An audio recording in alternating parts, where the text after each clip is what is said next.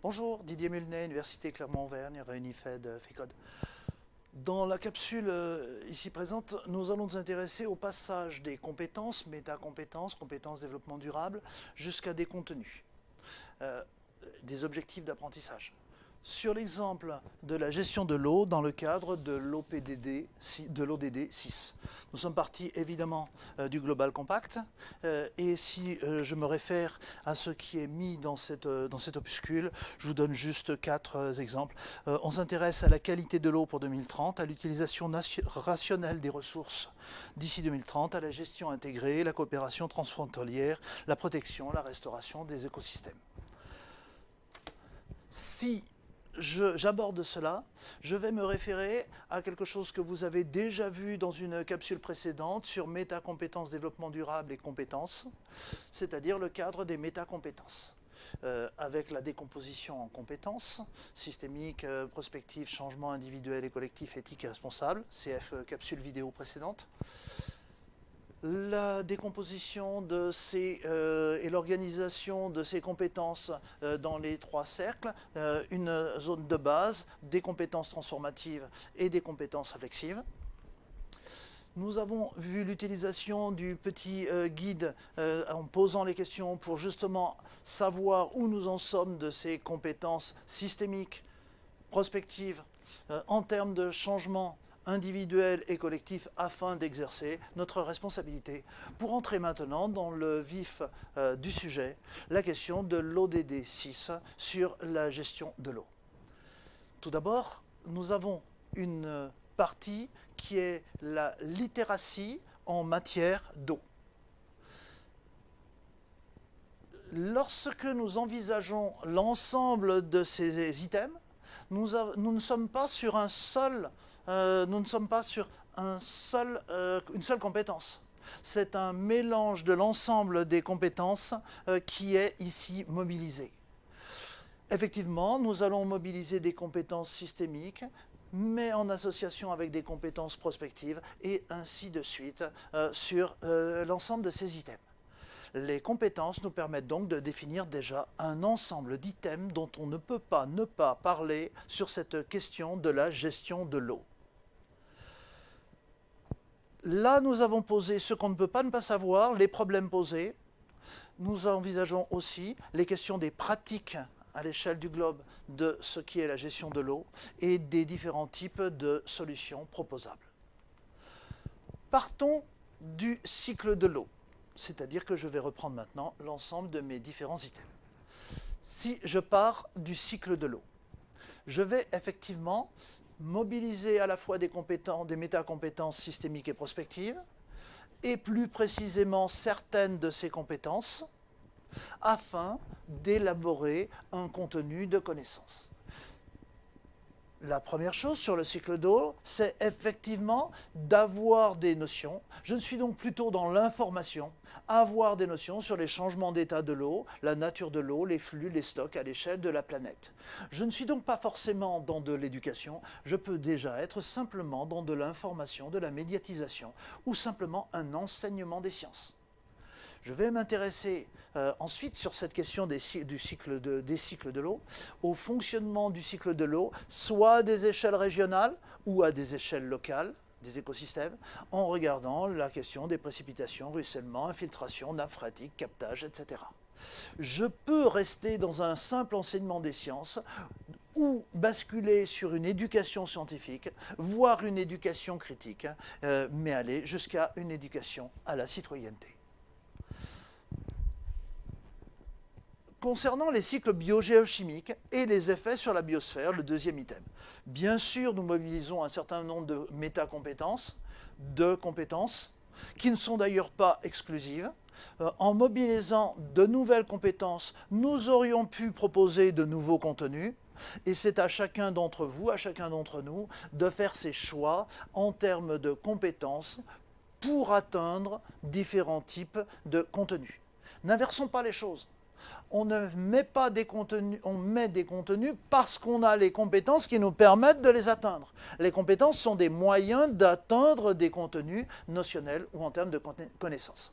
Et donc effectivement, sur les cycles biogéochimiques et les effets sur la biosphère, on a la circulation de l'eau à l'échelle du globe, sur les enjeux planétaires, les zones de plongée polaire et les zones de poiling, les grands systèmes climatiques. Nous devrons distinguer ce qui est phénomène météorologique et climatique. Et là, nous serons bien dans un devoir d'éducation scientifique, dans un devoir d'éducation critique. Nous allons nous intéresser automatiquement ici, bien sûr selon l'âge des personnes que nous avons en formation en face de nous, aux dépendances climatiques, aux dépendances vis-à-vis des sols, des écosystèmes, au cycle de l'eau. Et effectivement, nous ne pourrons pas ne pas intégrer certains éléments d'éducation à la citoyenneté dans cet item, cycle biogéochimique et effets sur la biosphère.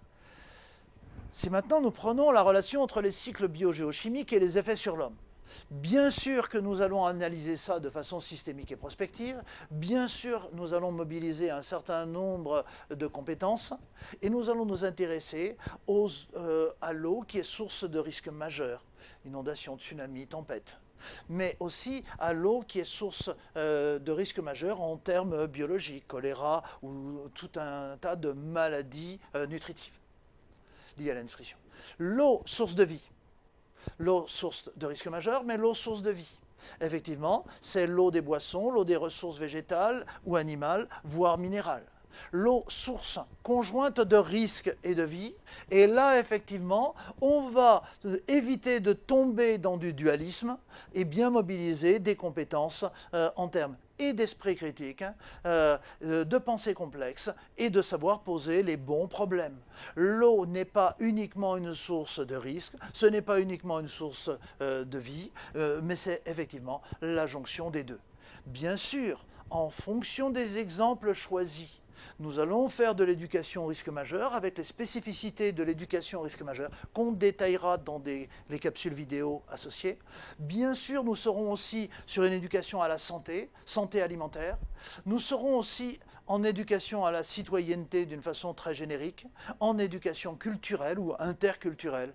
Et nous allons automatiquement aller à de l'éducation scientifique et humaniste puisque nous allons croiser ces deux aspects. Si nous regardons nos rapports sociologiques et anthropologiques à l'eau, nous ne serons pas uniquement en métacompétences systémiques et en termes de responsabilité, nous mobilisons, comme à chaque fois, un certain nombre de compétences dont nous avons mis celles qui nous semblaient être les plus essentielles. Nous aurons déjà la notion d'eau, source de respect, en sachant que effectivement, l'eau est un bien commun. Allons-nous à cette eau bien commun? C'est une question de choix de la part du formateur. Mais effectivement, si on veut uniquement sensibiliser les gens, on peut se passer de la notion d'eau bien commun, mais si on veut faire de l'éducation, on sera bien obligé d'intégrer la question de l'eau qui est un bien commun de l'humanité. Et donc, on pourra rester sur une éducation faible ou une éducation forte en fonction de ce qu'on aura choisi d'éduquer. Et en fait, en fonction des choix d'éducation qui sont dans cette dernière colonne, nous allons alimenter les contenus et mobiliser un certain nombre de compétences. Le système va donc de la droite vers la gauche, mais revient de la gauche vers la droite. Si je veux effectivement faire une éducation à la solidarité, je vais donc rajouter ici une compétence en lien avec la solidarité et former à cet aspect-là. Deuxième sous-item, c'est les imaginaires de l'eau. L'eau a toujours été source d'inspiration artistique et de spiritualité.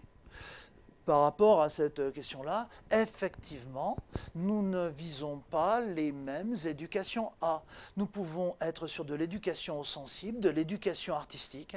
Nous pouvons rester sur de l'éducation sensible, de l'éducation artistique, ou aller de la source d'inspiration au bien commun et effectivement basculer sur la solidarité, sur l'éducation en anthropocène, l'éducation à la responsabilité. Ce sont donc des questions de choix, avec ce va-et-vient constant entre la question des compétences que l'on essaie de faire acquérir, les objectifs éducatifs qu'on se fixe et les contenus que l'on met en face. Je n'ai pas fait apparaître là-dessus les exemples. Ça apparaîtra sur d'autres capsules vidéo. Effet de l'homme sur le cycle de l'eau. Effectivement, nous avons un certain nombre de métacompétences. Nous avons bien sûr un certain nombre de compétences ici. Et nous allons nous poser la question de l'usage de l'eau à l'échelle de la Terre et dans le temps, vision prospective. Nous allons nous poser la question de l'usage de l'eau de l'échelle locale aux échelles globales, phénomènes spatiaux. Nous allons nous intéresser à la question de la vision locale des usages par rapport à des perspectives mondiales. Nous sommes toujours dans ces questions de complexité et de prospective. Vision à long terme de nos usages sur l'eau, effectivement, nous devons mobiliser ici des compétences en termes de responsabilité. Je ne vais pas multiplier les exemples, c'est l'exemple d'un golfe dans une région désertique. Consommation d'eau et consommation d'eau virtuelle. Effectivement, nous ne pouvons pas envisager les effets de l'homme si nous n'avons pas un certain nombre de concepts. Et nous devons faire preuve d'esprit critique lorsqu'on nous laisse croire que notre consommation d'eau se limite à notre consommation domestique, alors que ce n'est même pas le quart, pratiquement même pas le dixième de notre consommation véritable d'eau. De cela découlent bien évidemment les éducations A. Et de toute façon, c'est toujours cette colonne qui décide de la colonne contenue et qui nous impose de mobiliser un certain nombre de compétences et pas l'inverse, je le redis à nouveau. Maintenant, la question de la vulnérabilité. La vulnérabilité qui nous amène à prendre en compte toujours un certain nombre de compétences systémiques et prospectives, mais d'ailleurs, vous allez le voir, pas les mêmes critères. Et ça, ce sera l'objet d'autres capsules où nous irons plus loin sur la question des critères pris ici en compte. Nous allons parler des facteurs de risque, aléas, enjeux, vulnérabilité, le b.a.-ba de l'éducation au risque majeur. Nous allons parler des différents types d'inondations, de tempêtes. Nous allons parler d'accès aux ressources d'eau courantes ou profondes, les nappes phréatiques fossiles, etc., de disponibilité. Je n'ai mis ici que quelques exemples, nous sommes bien d'accord. Pollution chimique et biologique des eaux, avec les risques sanitaires et épidémiologiques. Les inadéquations entre les usages et les ressources en eau disponibles, les différentes lois sur l'eau que nous devons connaître à minima. Et de cela, effectivement, en fonction de ce que je vais privilégier, je privilégierai les éducations A qui vont en parallèle. Vulnérabilité pour les générations futures. Tout à l'heure, nous étions à l'échelle spatiale, nous passons à l'échelle temporelle. À l'échelle temporelle, évidemment, nous ne mobilisons pas exactement les mêmes compétences et nous allons nous intéresser à l'évolution des usages et des demandes au fil des générations, domestiques, agricoles, industrielles, des nouvelles formes de vulnérabilité, de l'usage des nappes fossiles, des pollutions chroniques, irréversibles, de certaines atteintes, de nouveaux modes de consommation, avec l'eau virtuelle par exemple, de nouveaux modes de consommation et d'usage de l'eau. Poursuivons sur cette question des conséquences sociales de ces inégalités. Nous avons besoin d'avoir une connaissance des enjeux et des changements aux différentes échelles, de voir les enjeux aux échelles locales jusqu'à globales, la compréhension des changements au cours du temps, des échanges internationaux, les guerres de l'eau, les conflits, les questions des législations locales et internationales, du prix de l'eau, des enjeux géopolitiques, la coopération internationale sur ces questions-là. Toujours avec, en ligne de mire, nos éducations A, qui sont ici présentées sous la forme d'éducation A extrêmement décomposée et concrète. On vous proposera d'ailleurs une capsule vidéo pour vous montrer comment on peut mettre un peu d'ordre dans cette dernière colonne que je vous ai présentée pour l'instant en vrac. Articulation entre les facteurs de risque et la résilience, c'est-à-dire ce croisement d'une vision fondamentalement systémique et prospective, en lien avec les changements, individuels ou collectifs. Mais on ne peut pas négliger la question de la responsabilité. Et donc vous voyez que plus on descend dans cette OPDD sur l'eau, plus on mélange, plus on mixe les compétences pour arriver à des concepts. Compréhension du concept de risque. Là, tout à l'heure, on n'a fait qu'énoncer le risque. Maintenant, on doit le comprendre, appliqué au risque d'inondation climatique ou aux pollutions. Compréhension de ce qu'est la résilience, avec des paramètres, la confiance, conscience, vigilance et préparation, appliqué aux risques environnementaux, aux risques sociaux, aux risques majeurs, y compris sous toutes leurs formes.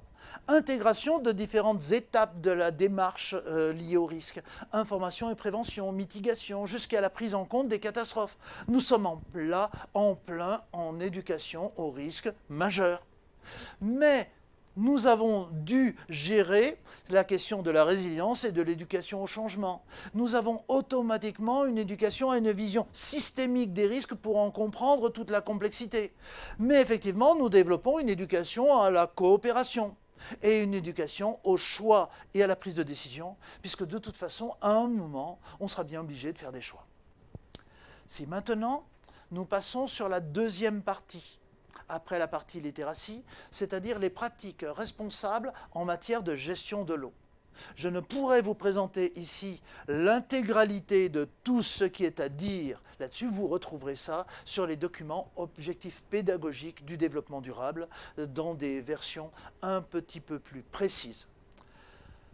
La question de la gestion des stocks, de la gestion des ressources, la question des prélèvements, stock-flux, en fonction des conditions d'adaptation ou des conditions d'atténuation.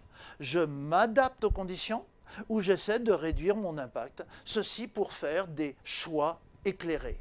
Choix éclairés qui nécessitent en amont la mobilisation d'un certain nombre de compétences. Alors on va prendre en compte de façon systémique les enjeux, les contraintes, l'agriculture, les climats secs, les barrages en zone désertique, l'alimentation en eau dans des zones polluées, le nettoyage, j'ai mis ici du vrac.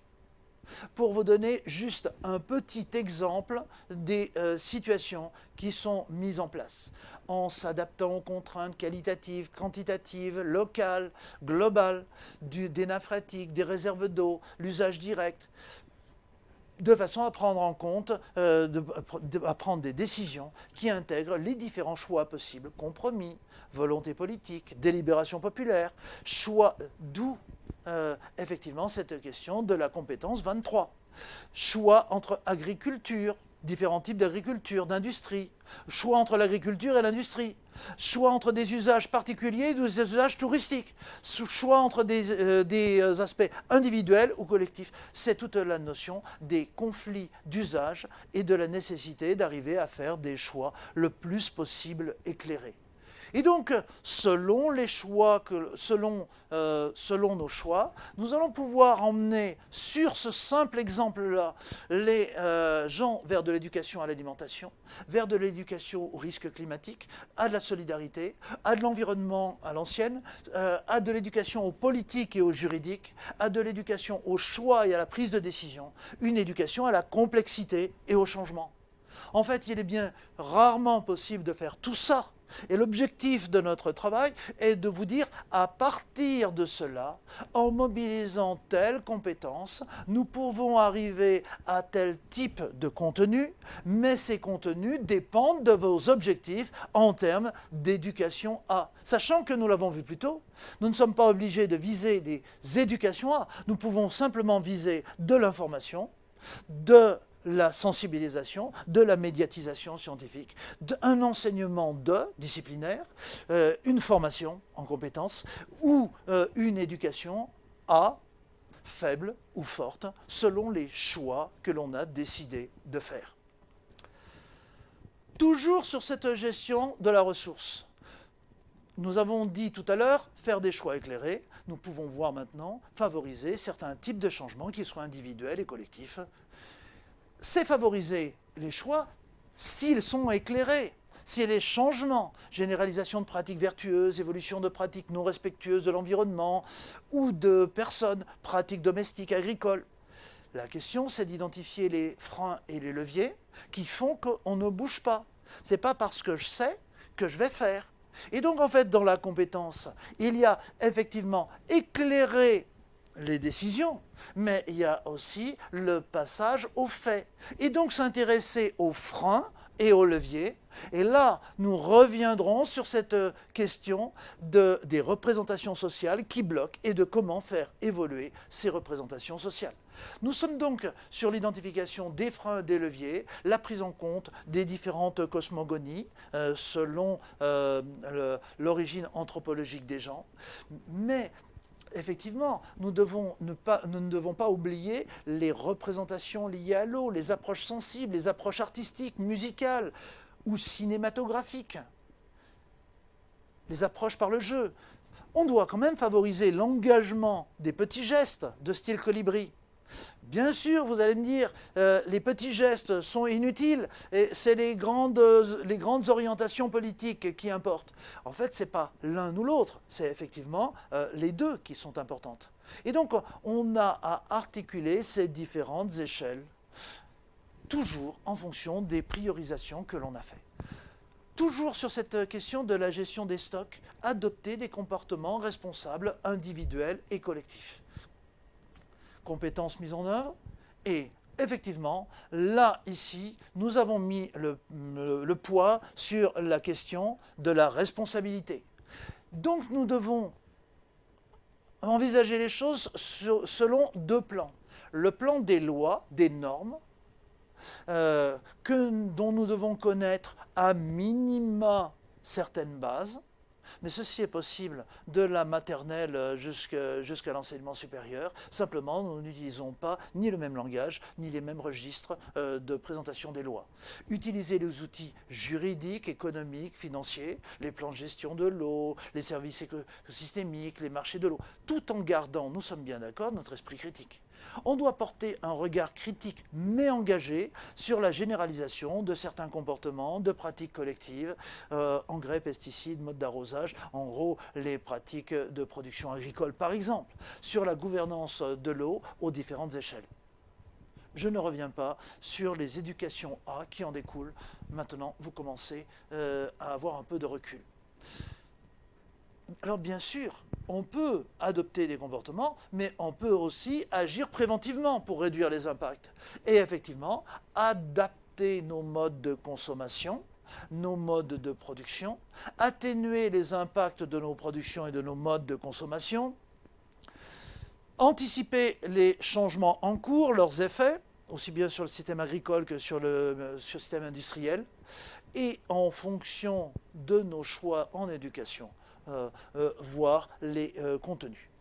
Nous avons fait le choix de ne vous donner que quelques exemples et de ne vous donner que quelques exemples d'éducation A. Le but étant, je le rappelle une dernière fois, de se dire que j'ai besoin de compétences pour construire des savoirs. Lorsque j'ai mes savoirs, j'ai effectivement mes objectifs qui étaient la priorité. Mes objectifs en termes d'éducation A, je rajoute mes contenus, mes connaissances en fonction des éducations A et je me repose la question de quelles sont les compétences nécessaires. Et en fait, j'ai donc un jeu de va-et-vient dans les deux sens. J'ai besoin de compétences pour construire cela, je me donne des buts, je m'aperçois que je dois rajouter cela et je dois construire les compétences chez les élèves, les étudiants ou le public que j'ai en face de moi. Agir pour réparer les effets de nos activités, oui, je peux faire de la prévention, mais je dois aussi envisager que je peux réduire l'impact de ce que j'ai fait. Alors effectivement, c'est l'assainissement des eaux de boisson, de baignade, de dépollution chimique, c'est toute cette question de la gestion de l'eau préventive. Bien sûr, cette dimension-là est très variable selon les pays, selon les continents. Et il nous faut impérativement tenir compte de ces spécificités régionales. Maintenant, nous changeons de registre. Là, nous étions en train de gérer la crise, les problèmes. Là, nous sommes en train de proposer des solutions alternatives, Nous sommes en train de proposer des changements radicaux. Nous venons de basculer dans les éducations A fortes. Ça veut dire qu'on va mettre en place des pédagogies différentes. Ça veut dire qu'on va devoir lutter et agir contre la désinformation. Ça veut dire qu'on va devoir mettre en œuvre des compétences pédagogiques. Parce que là, on va être sur des questions socialement vives. Et effectivement, ça va être vif, je vous le rappelle, sur le plan scientifique, dans la société, mais dans les classes, là où on enseigne. Il va falloir élargir, mobiliser autour des changements. Ça veut dire qu'on va devoir effectivement mobiliser des compétences en termes de changement qui vont être efficaces. On devra aussi être créatif. Comment proposer des changements radicaux si on n'a pas un minimum de créativité? Alors on va devoir s'opposer aux choix imposés par des décisions descendantes, non concertées, en fonction de son libre arbitre. C'est-à-dire c'est de la désobéissance civile. Oui, par certains côtés. Barrage, forage, mode d'irrigation. Oui, nous avons le droit de nous positionner. On peut promouvoir des pratiques innovantes, soit en allant s'inspirer de choses déjà faites, soit en créant, mais on se doit de garder notre libre arbitre sur leur niveau d'impact. Oui, bien sûr, nous avons des techniques telles que permaculture, hydroponie, aquaponie, qui nous permettent d'envisager une utilisation de l'eau différente. Proposer de véritables changements dans les utilisations globales de l'eau. Application des principes de l'économie circulaire, de l'agroécologie, des solutions innovantes pour les eaux en ville. Notez bien, quand on est obligé de recycler l'eau en ville parce qu'on n'en a plus assez, on est bien obligé d'innover. Mais on pourrait aussi innover, non pas en réaction à une crise, mais plutôt rénover en amont et avoir préparé. C'est d'ailleurs le sens de la prospective. Gestion solidaire de l'eau, accords de coopération internationale, engagement citoyen, charte locale, etc., notamment vis-à-vis de l'eau virtuelle. Comprenons bien que quand on consomme 1 kilo de haricots qui va consommer à peu près 50 litres d'eau dans un pays d'Afrique, nous savons une action à l'échelle internationale. Alors effectivement, les pédagogies dont on parle ici sont de l'éducation critique, c'est de l'éducation pour un développement durable, au sens de pour, c'est orienté. Je veux changer l'objet, une éducation pour les pédagogies de l'engagement, une éducation créative et à l'innovation, une éducation à la responsabilité, au choix et à la prise de décision, au changement, à la citoyenneté, mais à une citoyenneté véritablement éclairée et active. Donc vous voyez que là, on a basculé dans un autre monde. On a fait le choix de construire plutôt le monde de demain, plutôt que, comme dans les exemples précédents, de s'adapter aux problèmes posés. Dans les solutions alternatives, on a de proposer des changements, mais on a aussi de faire évoluer les lois, les normes, les réglementations à son échelle, à l'échelle de ce que l'on peut faire. Et oui, on doit exercer sa responsabilité vis-à-vis du monde de demain. On doit éduquer à la responsabilité. On doit pratiquer des éthiques du faire pour bien faire la différence entre ce que j'aimerais faire et ce que je fais réellement. Et là, on doit s'armer sur le plan pédagogique. Pratiquer des éthiques de l'engagement, agir en conscience, connaître et maîtriser les outils juridiques, connaître et identifier les différents types de responsabilités, oui. Tout ça pourquoi ? Tout ça pour effectivement engager les citoyens. Alors vous allez me dire, nous sommes dans l'éducation, nous ne sommes pas là pour organiser des marches, des pétitions, des actions juridiques. Nous pouvons soit les comprendre, en comprendre les mécanismes, voir ce que l'on peut en tirer, mais c'est aussi une question d'éducation aux politiques. On fera une capsule vidéo sur cette question de l'éducation aux politiques. Faire évoluer les normes environnementales et sociales par une éducation des jeunes et des citoyens. Oui, effectivement, les normes environnementales, c'est donné à un endroit donné, à un moment donné. Quel est notre devoir en tant que citoyen pour des solutions alternatives? C'est la loi, nous sommes là, non pas uniquement pour la critiquer, nous ne sommes pas là pour la faire déjouer, nous sommes là pour la faire évoluer. C'est un devoir de citoyen que de participer à l'élaboration des lois par différents moyens. Je ne juge pas de l'efficacité des uns ou des autres. Accessibilité pratique et financière de l'eau, oui, si l'eau est un bien commun, il doit y avoir une accessibilité. Faire appliquer le principe de bien commun universel pour l'eau, C'est quand même marrant que cette histoire-là est votée depuis une dizaine d'années, mais n'est absolument pas appliquée, du moins en France et dans de nombreux pays du globe. Prendre en compte les besoins spécifiques en eau de la biosphère, là encore, c'est décaler notre cadre de lecture. Sommes-nous les seuls utilisateurs de l'eau? Là, c'est une vision utilitariste, c'est une vision anthropocentrée. Et effectivement, nous allons devoir nous poser la question de faire évoluer nos représentations sociales sur ces questions-là.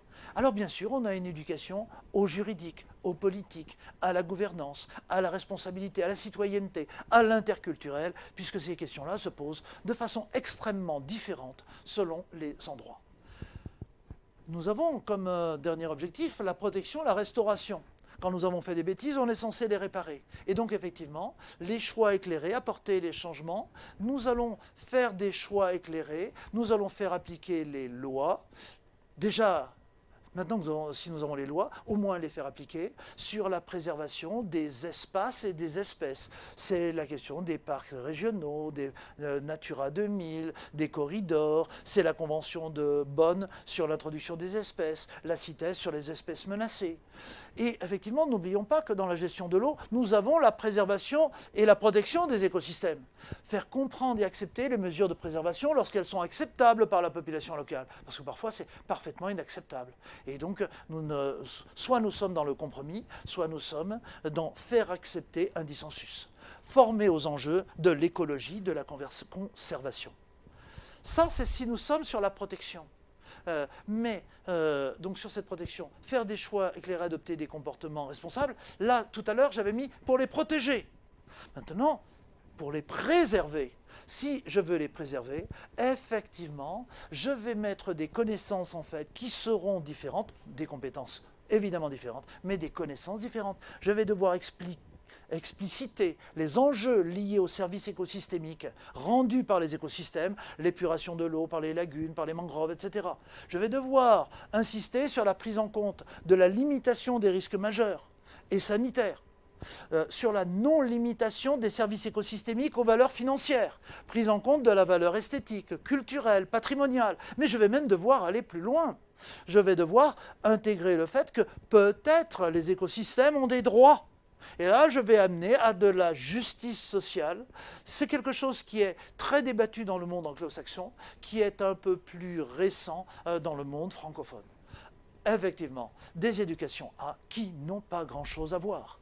Et si je veux restaurer, je vais devoir innover et je vais devoir former aux méthodes, aux techniques de l'ingénierie écologique. Alors là, je ne serai pas en éducation, là, je serai en formation. Je serai en train de former des gens à être capables de gérer ces méthodes. Je serai donc sur une formation professionnelle. Et donc la formation professionnelle n'est pas inférieure à l'éducation. Mais il faut que je sois d'accord sur les objectifs pédagogiques que je me suis fixés. Donc de la restauration comme remède partiel aux mesures de prévention. Et je vais devoir lever les obstacles à leur mise en œuvre en mobilisant les apports des sciences sociales d'une façon plus globale. Si maintenant je suis toujours sur la question de la restauration des écosystèmes, choix et orientation dans la gestion des paysages, des ressources mondiales en lien avec l'eau, je vais devoir faire comprendre la place centrale des écosystèmes liés à l'eau dans les cultures, dans les fonctionnements de toutes les sociétés. Je vais devoir faire comprendre la place centrale des écosystèmes liés, alors non plus dans les sociétés, à l'échelle des sociétés, mais à l'échelle de la Terre. Je vais montrer la dépendance de l'homme au fonctionnement hydrique de la Terre à toutes les échelles, du local au global. Je suis donc en train d'inscrire l'homme dans un système global, intégré dans un système global et totalement dépendant du fonctionnement global. D'accord, c'est une vision anthropocentrée. Je vais devoir faire percevoir l'action de l'homme sur le fonctionnement de l'eau à toutes les échelles et les conséquences sur l'ensemble de la planète, ce qui nous confère des devoirs, donc une responsabilité. Et effectivement, je vais éduquer à la responsabilité, je vais éduquer à différentes formes d'éthique, je vais éduquer à une vision anthropologique de la nature, je vais éduquer à une vision humaniste de la Terre, je vais éduquer à, ou plutôt en anthropocène. Oui, toujours, je continue d'éduquer au risque. Alors, si je reprends l'ensemble de ces documents. Tout d'abord, nous sommes partis du Global Compact, qui correspond à des ODD, objectifs de développement durable, qui sont des objectifs politiques et stratégiques. Il nous semblait indispensable de transformer ces objectifs stratégiques et politiques en objectifs pédagogiques. Nous sommes donc partis dans la colonne 1 de ce qui est dans ce livret, plus des compléments, les bases qu'on appelle la littératie, ce qu'on ne peut pas ne pas avoir lu sur un sujet, pour avoir un regard suffisamment large et éclairé. Oui, bien sûr, nous avons besoin de mobiliser des compétences systémiques et des compétences prospectives pour poser les bons problèmes. Des compétences en termes de changement et en termes de changement individuel et collectif pour être en mesure d'apporter, de savoir le comment on va faire. Mais nous avons aussi besoin de connaître les finalités de ce que l'on fait, et c'est là où nous mobilisons les métacompétences en termes de responsabilité et d'éthique. Nous avons donc la première colonne qui est issue du Global Compact et des recherches que nous avons réalisées dans le groupe de travail sur la question de ce qu'on ne peut pas ne pas savoir, la littérature de base. Dans la deuxième, c'est les métacompétences. Dans la troisième, c'est l'ensemble des compétences que nous allons mobiliser, mais je vous rappelle bien le mode de fonctionnement. Nous mobilisons des compétences développement durable pour déterminer des contenus en termes conceptuels et notionnels qui dépendent des pistes d'éducation A. Donc en fait, le moteur de l'histoire, c'est pas de partir de droite à gauche, c'est de nous dire quelles sont les cibles en termes d'éducation A, quelles sont les références notionnelles et quelles sont les compétences que je dois avoir à double titre. Compétences pour penser à ça et compétences pour les mettre en œuvre avec le public des gens qui seront formés. Voilà donc le sens dans lequel nous allons utiliser les compétences.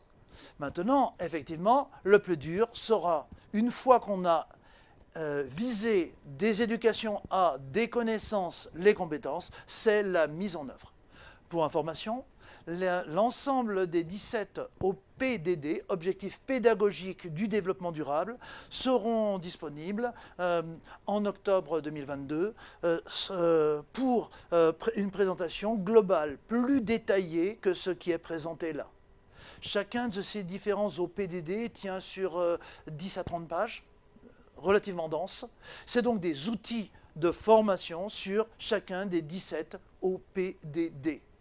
Par ailleurs, chacun de ces OPDD est décomposé en des exemples, des contenus, des liens. Mais tout ça, vous verrez sur la présentation spécifique de chacun des OPDD. Mon but aujourd'hui n'était pas de vous montrer l'un OPDD, mais vous de montrer simplement comment nous les avions construits. Merci de votre attention. Au revoir.